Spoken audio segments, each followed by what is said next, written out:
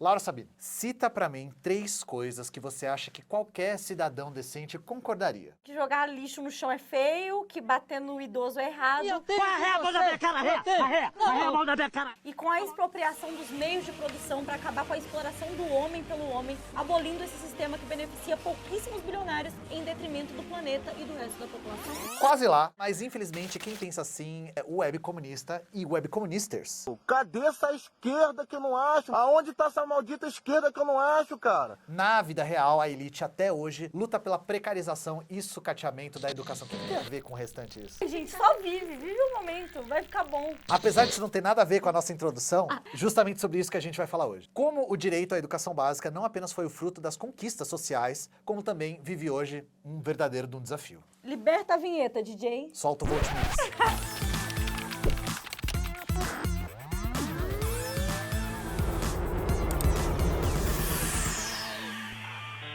Boa parte das pessoas que, assim como eu e talvez como a Laura, Nunca saberão da minha idade. nasceu na década de 90, teve a oportunidade de frequentar a escola no ensino infantil, fundamental e médio. E alguns, infelizmente poucos, foram para a faculdade. E é normal a gente crescer acreditando que frequentar a escola é simplesmente uma fase natural da vida e sempre foi assim. Como se o direito à educação fosse algo dado, um direito já conquistado. Quase que uma pauta flutuante que sempre foi e sempre vai ser desse jeito. Só que infelizmente isso não é verdade. Eu sei que o que a gente vai falar vai desapontar quem enche o cu de documentário da Brasil Paralelo. Enche o rabo, fala merda. Ou quem se informa por texto do Instituto Mises, que é praticamente o Brasil Paralelo por extenso. Mas o ensino do Brasil, colônia e no Império não eram incríveis, tá? E o capitalismo não é o sistema educador por excelência. Pois é, e as pessoas negras e as mulheres que foram impedidas de estudar nesse período, que o digo. Na verdade, gente, escola pública, livro didático escolar, o Fundeb, a merenda são conquistas que nasceram de muita luta coletiva. E na real, foram conquistas bem recentes até. Até 1988, por exemplo, o Estado só tinha a obrigação de garantir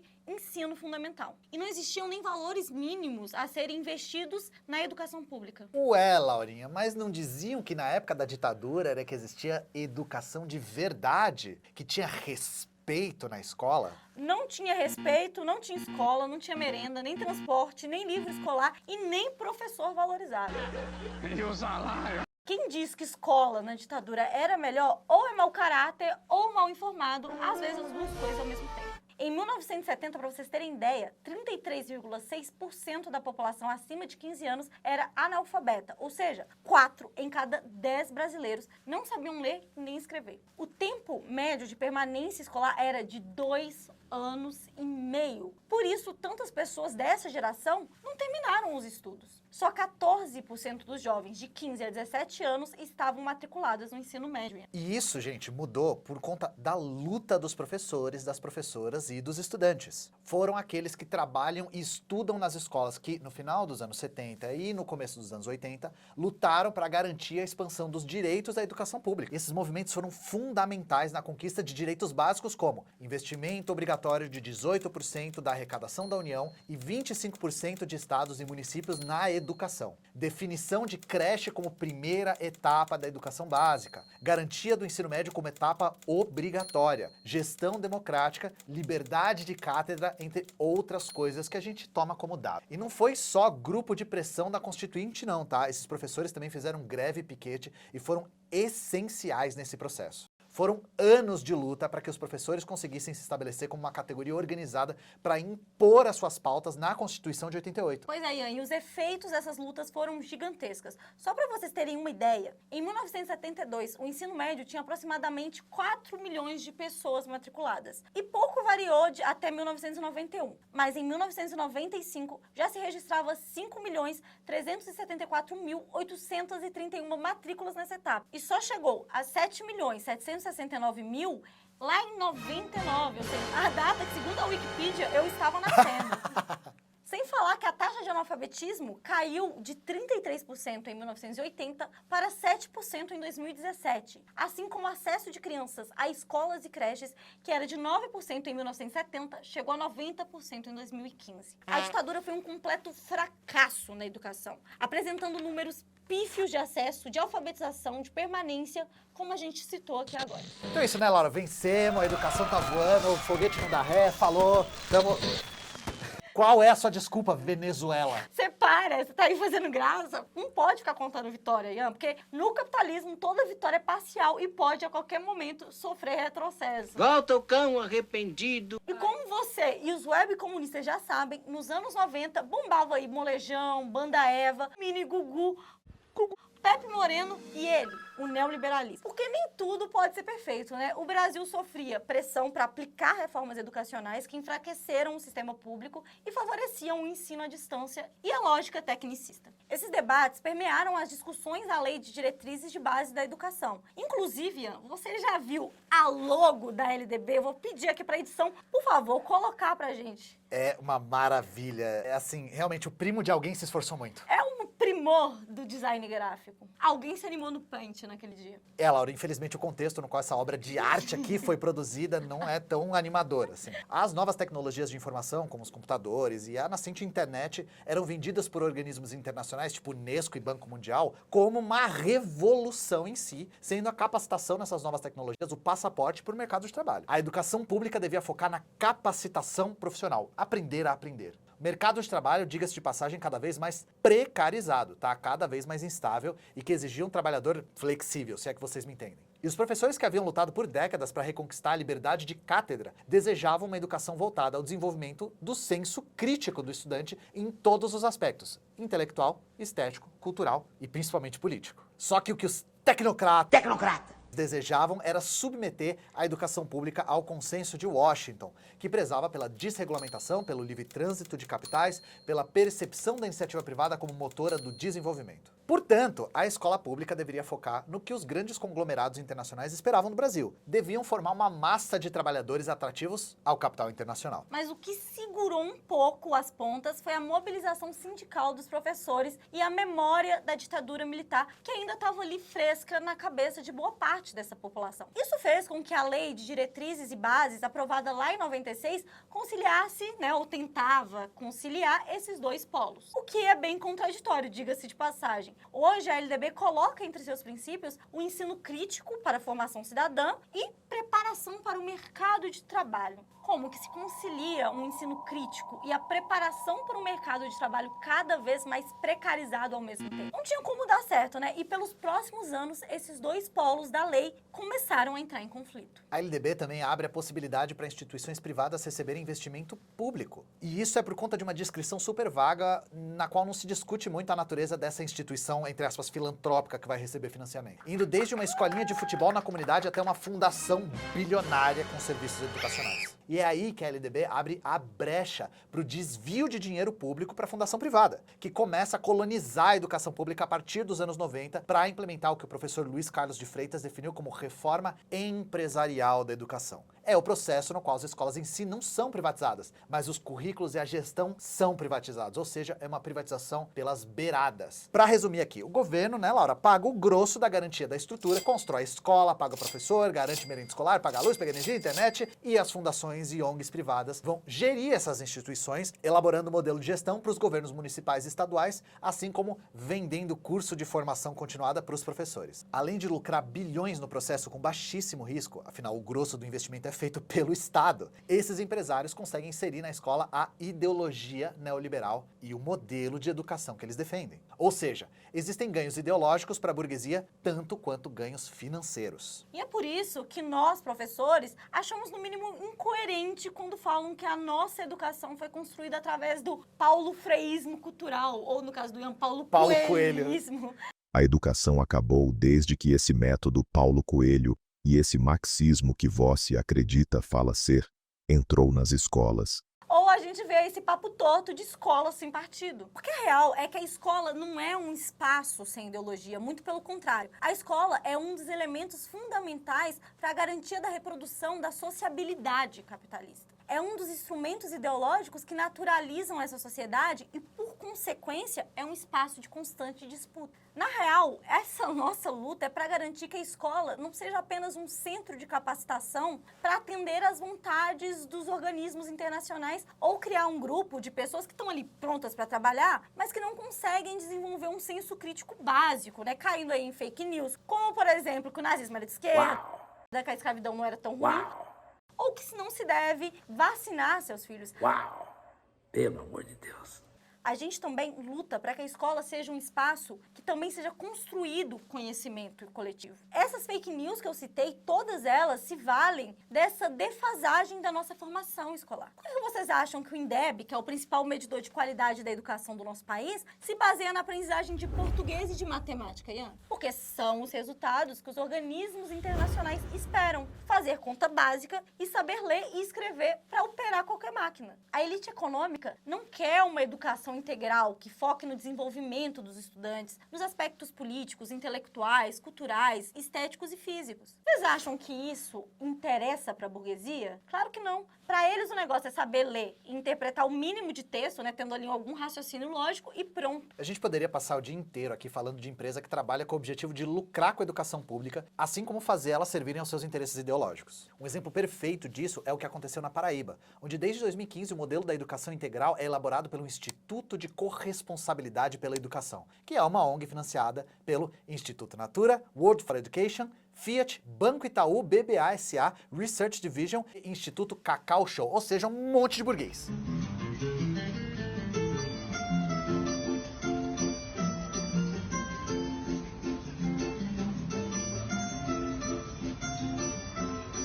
Ou seja, Laurinha, quem constrói a escola e paga pela manutenção? O Estado. Então, quem elabora o modelo de gestão e supervisão é... O Estado. Não, instituições privadas. Muito lógico, né, gente? Inclusive, essas escolas cidadãs integrais aí anteciparam muito do que se tornaria a regra do novo ensino médio e da BNCC do Temer e do Mendonça Filho. É aquele projeto de vida, currículo flexível, aprendizagem medida por competências e habilidades, essas coisas que a gente já conhece. Pois né? é, e um exemplo disso é que no Ceará, o Instituto Unibanco, com o programa Jovem de Futuro, olha o nome que eles dão, Eu achei tão feio, me irritou de uma maneira. tem orientado as políticas institucionais desde 2012. Ian. Para engrossar ainda mais esse caldo de desgraça, as escolas públicas profissionalizantes de lá usam a ideologia empresarial da Odebrecht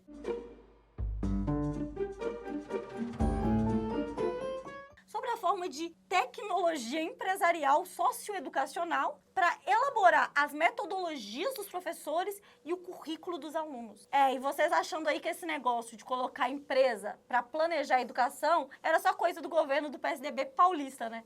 Por que você olhou pra mim na hora que você fez? Esse modelo do novo ensino médio aprovado após o golpe contra Dilma impôs aos professores e para os alunos também engolir uma reforma de ensino médio feita por decreto, mas com esse modelo que já aconteciam em diversas regiões. Inclusive, foram os técnicos dessas empresas que elaboraram essa contra-reforma. Eles usam termos bonitinhos como protagonismo juvenil, mas na prática é focar nas duas disciplinas que são calculadas no IDEB, diminuir o tempo das outras disciplinas, como filosofia, sociologia, biologia, geografia, história, educação física e artes, voltando grande parte da carga horária a disciplinas eletivas, muitas das quais foram propostas por empresas que vendem para o Estado os cursos de formação dos professores e as apostilas para os alunos, ganhando ali, milhões limpos. E a nova Base Nacional Comum Curricular, a nova BNCC, aprovada logo depois, garantiu que as tais habilidades e competências se tornassem o principal alvo dos professores ao planejar as suas aulas. E isso é um jeito bem tecnicista de pensar nas aulas, tá? O professor recebe uma lista de códigos de competências e habilidades e deve definir quais desses códigos irá buscar alcançar com essas aulas que ele está preparando. Padronização e estandardização da educação de acordo com as métricas dos organismos internacionais, do Amapá ao Rio Grande do Sul. O aluno é convencido que a solução para os seus problemas é ter um projeto de vida bem estruturado. Seja lá o que isso quer dizer. E um bom planejamento de futuro e às vezes educação financeira. O que pessoas de sucesso têm em comum? Pessoas bem-sucedidas, elas conseguem organizar de uma maneira onde elas planejam o futuro. Na opinião de vocês, quais são os principais hábitos que levam uma pessoa a ficar pobre ou permanecer na pobreza? Eu gosto muito de pensar que acho que o maior erro do brasileiro é não estudar sobre educação financeira. Isso, né, Laura? Para os alunos pobres aprenderem a administrar o salário mínimo de R$ 1.500, né? É isso que tá faltando, claro, não é eles receberem de uma forma melhor. Emprego no neoliberalismo deixa de ser entendido como um direito. Passa a ser uma conquista pessoal daqueles que têm empregabilidade, que são um conjunto de habilidades e competências que permitem o indivíduo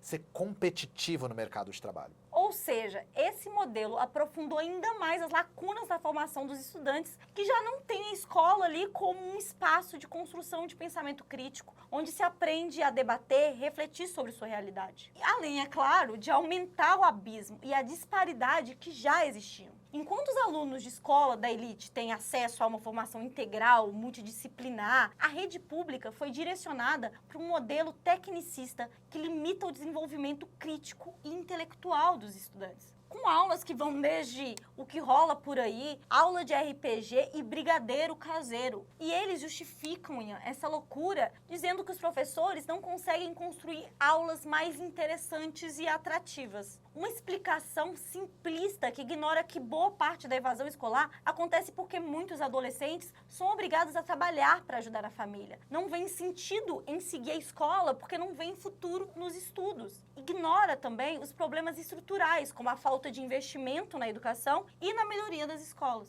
Esse ano mesmo, a gente teve vários casos de alunos passando mal por conta do calor nas escolas, falta de água tratada e prédios com falta de manutenção caindo aos pedaços. Muitos professores, além de mal remunerados, não recebem formação continuada ou um amparo para lidar com os desafios que existem nas salas de aula. Esse papo aí de que o problema é o currículo é muito bom para os governos que defendem as pautas neoliberais, né, Laura? Porque se a questão é só mudar a forma como se ensina, então a gente pode diminuir o investimento e foda-se. A gente já tem muita proposta nesse sentido, viu? O governo federal discute seriamente acabar com os pisos constitucionais de educação e saúde, por exemplo, e eu tô olhando para você, Haddad. Essas medidas que foram uma conquista dos professores e estudantes lá dos anos 80, como a gente falou. Lá em Minas, que é a terra da nossa gloriosa Laura Sabino e do Nerso da Capitinga, Os dois ilustres de Minas. o piso salarial dos professores nunca foi aplicado. E não é falta de luta não, tá? Em 2011, o sindicato lá mobilizou a maior greve dos educadores da história do estado e foram 112 dias de greve fazendo ato, fazendo piquete, fazendo manifestação e tudo que tinha direito. Em junho de 2015, durante o governo do Fernando Pimentel do PT, as professoras entraram em greve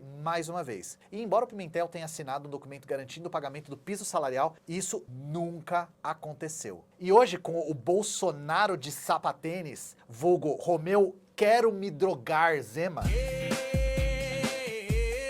Quero me drogar.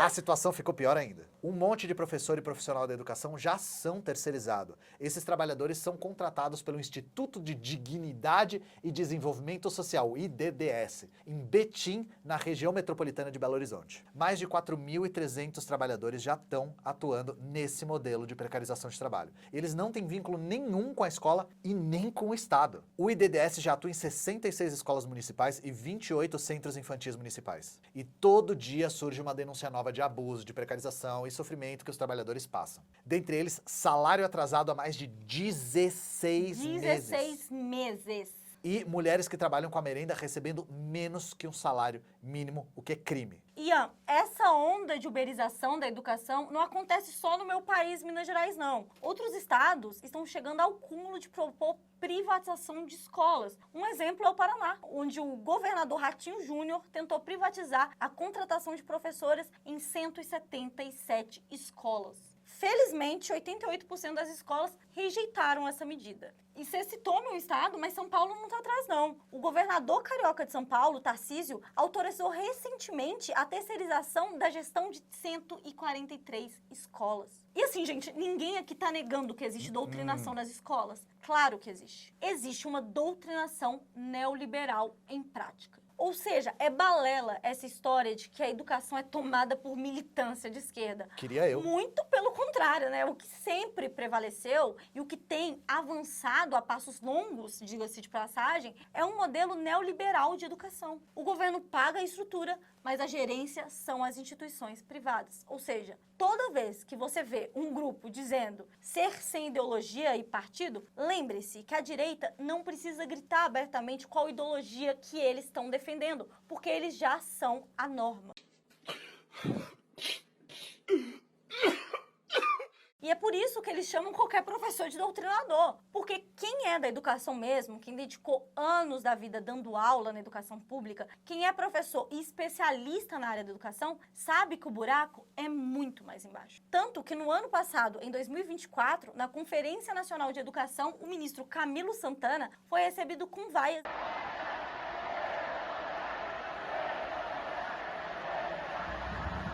gritos de "Fora Lehman". As pessoas que estavam ali estavam se referindo ao empresário Jorge Paulo Lehman, aquele que deu um golpe de 40 bilhões nas lojas americanas e que é o dono da Fundação Lehman, que ajudou a elaborar, inclusive, o novo ensino médio, além de ter um poder fudido hoje dentro do MEC. E é interessante que os neoliberais, que tanto gostam de usar o termo técnico, nunca fazem isso quando o assunto é educação, né? Não é à toa que a gente nunca teve alguém do campo da educação sendo ministro ou ministra da educação nesse país. Porra, Laura, hoje o episódio foi kamehameha de desgraça, né? Principalmente pra gente que é professor. E a pergunta que não quer calar é: que fazer? O que nós tentamos fazer todo dia, Pink. Porra, eu sou o Pink? Dominar o mundo, Laura? Não. Organizar os trabalhadores. Ah, esse plot você não estava esperando. A gente precisa se organizar e estar junto dos professores e estudantes na luta contra a reforma empresarial da educação. E uma outra dica é se inscrever nesse canal, compartilhar esse vídeo e comentar no vídeo também. E assinar o ICL para ter acesso a vários conteúdos importantes sobre educação e outros temas relevantes. É isso, pessoal. Até a próxima. Tchau. E aí, Chico, vamos incorporar, amigo? Velho, agora.